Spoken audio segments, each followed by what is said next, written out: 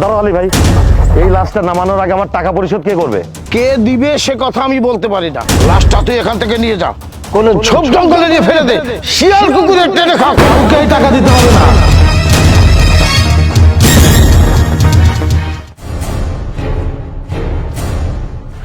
এ বিয়ে বন্ধ করুন, আপনারা সবাই এদিকে আসুন। তুই ভ্যানে কাপড়ের নিচে আবার কি নিয়ে এসেছিস? আচ্ছা, তাছাড়া তুই বিদেশ থেকে কবে আসলি? আজকে এসেছি। আর ওই ভ্যানে তোমার ছেলের লাশ। আমার ছেলের লাশ মানে? আমার ছেলের লাশ তুই কোথায় পেলি? তোমার ছেলে 15 দিন আগে বিদেশে মাটিতে মারা গেছে, তোমরা তো কোনো খোঁজ খবর নিলে না। আর আমি তো এই গ্রামেরই ছেলে, এখন আমার ভাতিজা হয়, আমি তো ওর লাশটা না নিয়ে এসে পারলাম না। কি বললি মঞ্জু? আমার কামরুল মারা গিয়েছে, লাশটা নিয়ে এসেছিস, খুব ভালো কাজ করেছিস ভাই। এই তোরা কে কোথায় আছিস? আয়, কামরুলের লাশটা নামাই। দাঁড়াও আলী ভাই, এই লাশটা নামানোর আগে আমার টাকা পরিশোধ কে করবে? টাকা? কিসের টাকা? কাকে আবার টাকা দিতে হবে? তোমার ছেলে কামরুল বিদেশের মাটিতে অসুস্থ হয়ে পড়েছিল, তাকে হাসপাতালে নিতে হয়েছিল আমাকে, এবং আইসিইউতে 11 দিন ভর্তি ছিল। সেখানে 3 লক্ষ টাকা খরচ হয়েছে, আরো আনুষঙ্গিক মিলে 4 লক্ষ টাকা খরচ হয়েছে। এখন এই 4 লক্ষ টাকা পরিশোধ করো, তারপর তোমার ছেলের লাশ নামাও। 4 লক্ষ টাকা? এত টাকা আমরা কোথায় পাবো? তোর কি মাথা ঠিক আছে মঞ্জু? আর এই লাশ ছাড়িয়ে নিতে যদি 4 লক্ষ টাকাই লাগে, তাহলে লাশ কেন নিয়ে আসলি? আলী ভাই, এইটা তুমি কি বলতেছো? হ্যাঁ, তোমার ছেলে যখন বিদেশে ছিল সে তো অনেক টাকা পয়সা ইনকাম করেছে, বছরে 40 থেকে 45 লক্ষ টাকা তোমাকে দিয়েছে। আর এখন সামান্য 4 লক্ষ টাকার জন্য তোমার ছেলের লাশ নামাতে চাচ্ছ না কেন? আমার ছেলে বিদেশ থেকে টাকা পাঠিয়েছে, এ কথা সত্যি। সেই টাকা দিয়ে আমি জমি কিনেছি, বাড়ি করেছি, আর ওর বিদেশ যাওয়ার সময় যে টাকা ঋণ করেছিল সেই টাকাও পরিশোধ করেছি। আর আমার ছোট ছেলেকে একটা আইফোন আর একটা R15 কিনে দিয়েছি। তাছাড়া আমার ছোট মেয়েকে আমি একটা স্কুটি আর একটা আইফোন কিনে দিয়েছি। আর বড় মেয়ের বিয়ের জন্য 10 লক্ষ টাকা খরচ করেছি। আর যার সঙ্গে বিয়ে দিচ্ছি তাকে আমি 20 লক্ষ টাকা ব্যবসার জন্য ইনভেস্ট মানি দিয়েছি। এখন তুই বল, আমার হাতে কি কোনো টাকা পয়সা আছে? আর তাছাড়া এই 4 লক্ষ টাকা দিয়ে লাশ ছাড়িয়ে নিয়ে আমার লাভটা কি? নাউজুবিল্লাহ। আলী ভাই, তুমি কি কামরুলের বাবা? আমি কামরুলের বাবা না মানে? তুই মুখ সামলে কথা বলিস, তুই কি বলতে চাচ্ছিস? তোমার কথাই তো তাই মনে হয়। ছেলের লাশ সামনে রেখে কোনো বাবা এভাবে কথা বলতে পারে না। আর যে ছেলে প্রবাসে থেকে নিজের সুখ বিসর্জন দিয়ে এত টাকা ইনকাম করেছে, আর তোমরা তার লাশ নিতে চাচ্ছ না? ভাই, এত কথা আমার শোনার দরকার নাই। আমার টাকাটা কে দিবে বলো? কে দিবে সে কথা আমি বলতে পারি না। লাশটা তুই এখান থেকে নিয়ে যা, লাশ থেকে পচা গন্ধ আসছে।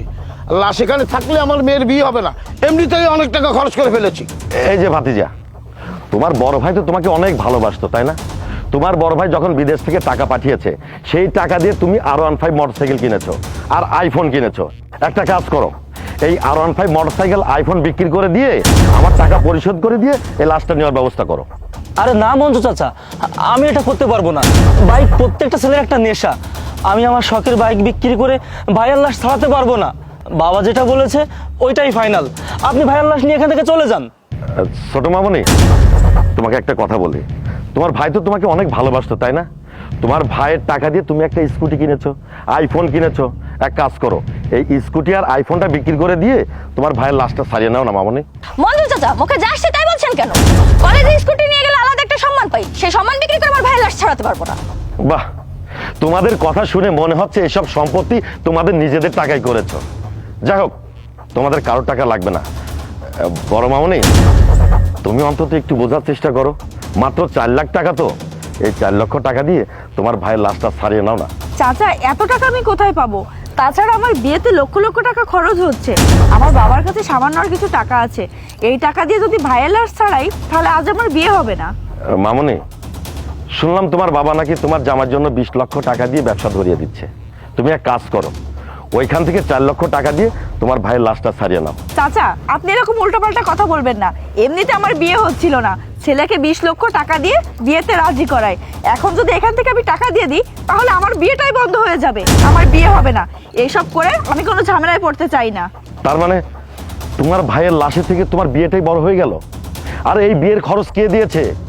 তোমার এই ভাই দিয়েছে, এটা ভুলে গেলে তোমরা? জানো মা, তোমার এই ভাই কামরুল আমাকে কি বলতো জানো? যে চাচা, আমার ভাই বোন আমাকে অনেক ভালোবাসে, আমার জন্য কিছু করব না, আমার ভাই বোন আগে প্রতিষ্ঠিত হোক, তারপর আমার নিজের জন্য করব। তোমরা যে তোমার ভাইকে কতটুকু ভালোবাসো তার প্রমাণ পেয়েই গেলাম। যাক, বিদেশ থেকে আমি অনেক টাকা খরচ করে তোমার ভাইয়ের লাশটা এনেছি, আসলে আমি নিজেই বোকা সেজে গেলাম। মঞ্জু, লাশটা তুই এখান থেকে নিয়ে যা, কোনো ঝোপ জঙ্গলে নিয়ে ফেলে দে, শিয়াল কুকুরের টেনে খাও। কি হয়েছে কামরুলের বাবা? কাল লাশ বাইরে ফেলে দিতে বলছো তুমি? ভাবি, এটা আপনার বড় ছেলে কামরুলের লাশ। আমার কামরুল মারা গেছে, আমার কলেজের টুকরা মারা গেছে। আমার কামরুল কোথায় মঞ্জু ভাই? আমি দেখতে চাই আমার কামরুলকে। আমার কামরুল কোথায়? লাশ ভ্যানের উপরে ভাবি। তাছাড়া একটা কথা আছে, আমার 4 লক্ষ টাকা দিয়ে এই লাশের কাছে আসতে হবে। আর আপনি তো এখানে ছিলেন না, আপনি আসার আগে এখানে অনেক কথা হয়েছে। 4 লক্ষ টাকা কেন, 4 কোটি টাকা হলেও আমার ছেলের লাশ আমি কোথাও নিতে দিব না। আমার কামরুলের লাশ, আমার সোনা পাখির লাশ আমি রেখে দিব। আমার 2টা কিডনি বিক্রি করে হলেও আমার ছেলের লাশ আমি আমার কাছে রেখে দিব। আমার ছেলের লাশ আমি কোথাও নিতে দিব না। কাউকে টাকা দিতে হবে না।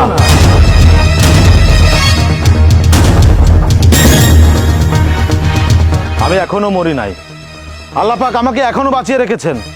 বাবা কামরুল, তুই বেঁচে আছিস? ভাইয়া, তুমি বেঁচে আছো, কিন্তু মঞ্জু চাচা যে বললো তুমি মারা গিয়েছো।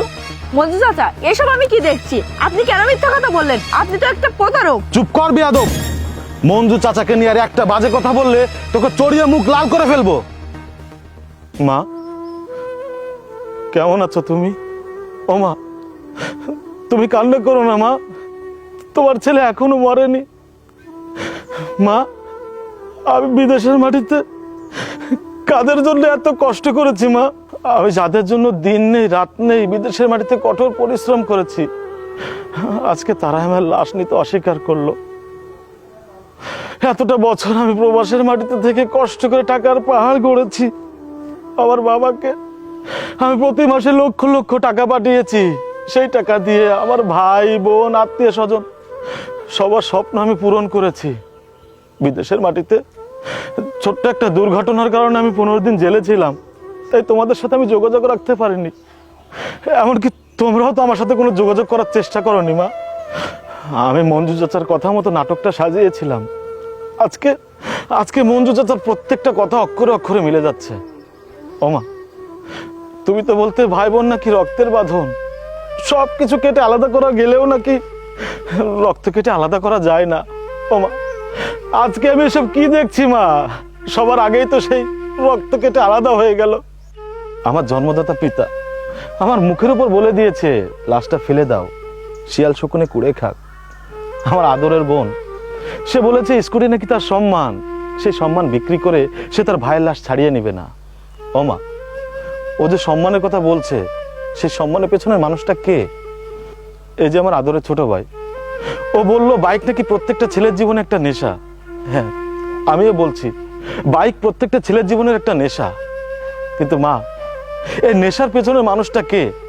ও মা, তোমার বড় মেয়ে আজকে জীবন সঙ্গী বানাতে ব্যস্ত, অথচ তার বিয়েটাই হচ্ছে আমার টাকায়। সে বা তারা একটাবারের জন্য ভাবলো না যে মানুষটা প্রবাসে গিয়ে এতটা কষ্ট করে টাকা উপার্জন করে তাদের স্বপ্ন পূরণ করেছে, সেই মানুষটা লাশটা ছাড়িয়ে দাফন করার কথা। আসলে সব নষ্টের মূল হচ্ছে টাকা। টাকা ছাড়া যেমন চলা যায় না, টাকা ছাড়া যেমন ভালো কিছু করা যায় না, ঠিক তেমনি টাকা থাকলেও সেই টাকা খারাপ সময়ে কাজে আসে না। সেই টাকা খারাপ সময়ে কাজে আসে না রে মা। আমি মনে করতাম আমার আত্মীয় স্বজন, আমার ভাই বোন আমাকে অনেক ভালোবাসে, কিন্তু না, তারা যে আমাকে কতটা ভালোবাসে সেটা তো আজকে আমি দেখতে পাচ্ছি মা। বাবা, বাবা তুই কই? আমি তোর মুখে একটু হাত বুলাই দেখি বাবা। কেন মা, তুমি আমাকে দেখতে পাচ্ছ না মা? না রে বাবা, আমি তোমার চোখের চিকিৎসা করাইনি। হায় রে পোড়া কপাল আমার। 1 বছর আগে বাবার অ্যাকাউন্টে আমি 10 লক্ষ টাকা পাঠিয়েছি তোমার চিকিৎসা করার জন্য। বাবা তো আমাকে বলেছে তোমার চিকিৎসা হয়েছে, তুমি সম্পূর্ণভাবে দেখতে পাচ্ছ। মা, মারে, আমি তোমার অযোগ্য সন্তান। আমি টাকা ইনকাম করেছি ঠিকই, কিন্তু সেই টাকা আমি সঠিক জায়গায় খরচ করতে পারিনি মা। নিজের জন্মদাতা পিতাকে বিশ্বাস করেছিলাম, সেই বিশ্বাসে আজকে টাকার ঘুম ধরেছে। টাকার অনেক রূপ। নিজের স্ত্রীকে টাকা দিতে পারলে তার কাছে সে শখের স্বামী, বাবাকে টাকা দিতে পারলে তার কাছে সে প্রিয় সন্তান, ভাই বোন আত্মীয় স্বজন সবাইকে টাকা পয়সা দিতে পারলে তার মতো প্রিয় মানুষ আর কেউ হয় না এই পৃথিবীতে। কিন্তু কাছে যদি টাকা না থাকে তার কোনো মূল্য নেই এই পৃথিবীতে। মা, এই অমানুষগুলোর সাথে আমি আর একটা মুহূর্তও থাকতে চাচ্ছি না। চলো মা, তুমি আর আমি এখান থেকে অন্য কোথাও চলে যাব, খেয়ে থাকি না খেয়ে থাকি, তোমাকে নিয়ে আমি নতুন করে বাঁচবো। মা, আজ থেকে মনে করব এই পৃথিবীতে তুমি ছাড়া আমার কেউ নেই। চলো মা।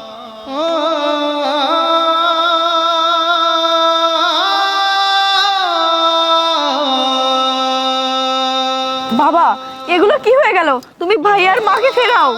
কামরুল, বাবা কামরুল, তুই আর তোর মা আমাদেরকে ছেড়ে যাস নে। দাঁড়া বাবা, দাঁড়া দাঁড়া বাবা।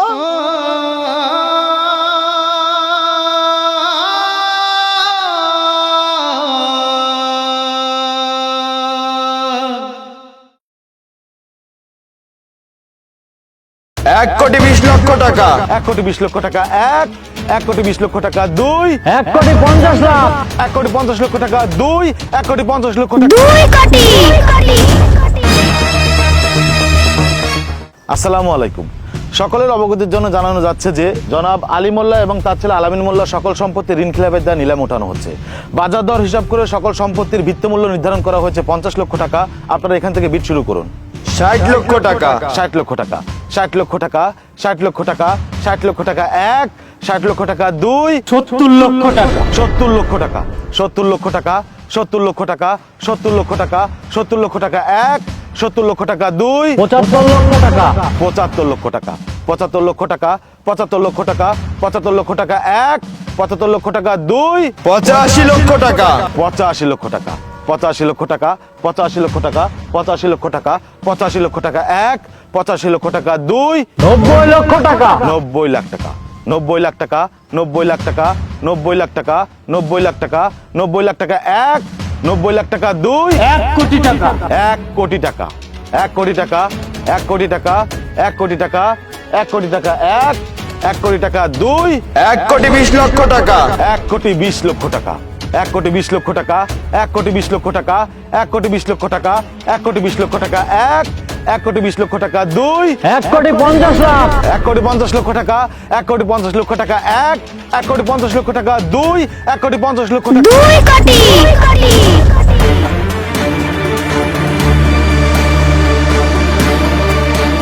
2 কোটি টাকা, 2 কোটি টাকা, 2 কোটি টাকা, 1 2 কোটি টাকা, 2 কোটি টাকা, 3। ম্যাম, আপনার নামটা? এই প্রপার্টি আমি আমার নামে নয়, এই প্রপার্টি আমি একটা এতিমখানার নামে নিতে চাই। এতিমখানার নাম লিখুন, রসুলপুর এতিমখানা। আচ্ছা।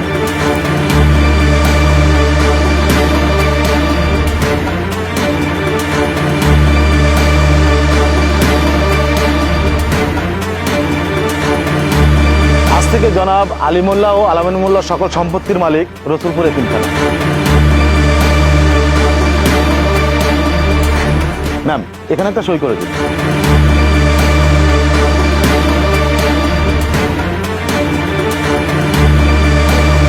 Thank you ma'am. ম্যাম, টাকাগুলো কি এখন দিবেন নাকি পরে দিয়ে দিবেন? আগামীকাল আমি চেকটা আপনাদের অফিসে পাঠিয়ে দিব। ঠিক আছে ম্যাম, আমি তাহলে আসি। বাবা, মা, চলো। শ্রুতি দাঁড়াও, তুমি এখানে এই অবস্থায়? হ্যাঁ, আমাকে দেখে অবাক হচ্ছ? অবাক হওয়ার কিছু নেই। তোমরা কি ভেবেছিলে আমি মারা গেছি? কিন্তু এই যে একটা কথা আছে না, যার কেউ নেই তার আল্লাহ আছে। মনে আছে 10 বছর আগের কথা? তোমরা আমাকে প্রেগন্যান্ট অবস্থায় বাড়ি থেকে ঘাট ধাক্কা দিয়ে বের করে দিয়েছিলে। এই, তোকে তোর বাবার বাড়ি থেকে 50 লক্ষ টাকা আনতে বলেছিলাম, টাকাটা এখনো আনিস নাই কেন? আমি আর 1টি টাকাও বাড়ি থেকে আনতে পারবো না। তোমরা কি মানুষ নাকি অমানুষ? তুমি একটা যুবক মানুষ, তুমি আয় করো না, রোজগার করো না, আমার বাবার টাকায় বসে বসে খাও। আর বাবা, আপনিও এই বয়সে আপনার ছেলের সঙ্গে জোট বেঁধেছেন। এভাবে যদি চলতে থাকে তাহলে দেখবেন একটা সময় আপনারও হাত পেতে খেতে হবে। এই, আমরা কিভাবে চলবো কি চলবো না সেটা আমরা বুঝবো। আমার ছেলে তোকে টাকা আনতে বলেছে, তুই টাকা নিয়ে আসবি, যা। বললাম না আমি আর একটি টাকাও এনে দিতে পারবো না। মুখে মুখে তর্ক করা অভ্যাস হয়ে গেছে তাই না? মাথায় খুন চড়ার আগে বলছি টাকা এনে দে। তুমি যে অবিচার করছো, এই অবিচার আল্লাহ কখনোই সহ্য করবে না। আল্লাহর একদিন বিচার করবে। কি আমাকে বদুয়া দিয়ে শাস্তি কি করছিস? আরে ও তো মরে যাবে, আর মরে গেলে দুইজনে মাছ খাবো। বাচ্চা শোন, একটা কাজ কর, ওকে বাড়ি থেকে বের করে দে। বাবা, এটা আপনি কি বলছেন? এই অবস্থায় আমাকে বাড়ি থেকে বের করে দিলে আমি কোথায় যেয়ে থাকবো? কোথায় গিয়ে থাকবি সেটা কি আমরা বলবো নাকি? ওঠ ওঠ ওঠ, বাবা গেল দেখো। ছেড়ে দাও বলছি, বাড়ি থেকে বেরিয়ে যা। ছেড়ে দাও বলছি।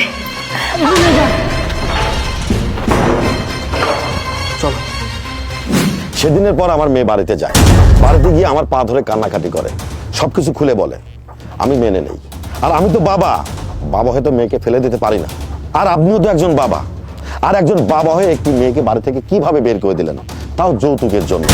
অনেক লোক অনেক কথাই বলেছিল, তারপর আমি তাদের কথা বিশ্বাস না করে আপনার ছেলের সাথে আমি আমার মেয়েকে বিয়ে দিয়েছিলাম। আসলে আমি অনেক বড় ভুল করেছিলাম, সেই ভুলের মাসুল আজ আমার মেয়ের উপর দিয়ে যাচ্ছে। আচ্ছা একবার চিন্তা করুন তো, এই মেয়েটি যদি আপনার মেয়ে হতো আর আপনার মেয়ের উপর যদি আমি এমনটা করতাম, তাহলে আপনার কেমন লাগতো? আমার সম্পত্তি থেকে আমার মেয়ে যতটুকু সম্পদ পায়, সেই সম্পদ দিয়ে আমার মেয়েকে একটি ব্যবসা ধরিয়ে দেই। আজ আমার মেয়ে সফল বিজনেসম্যান।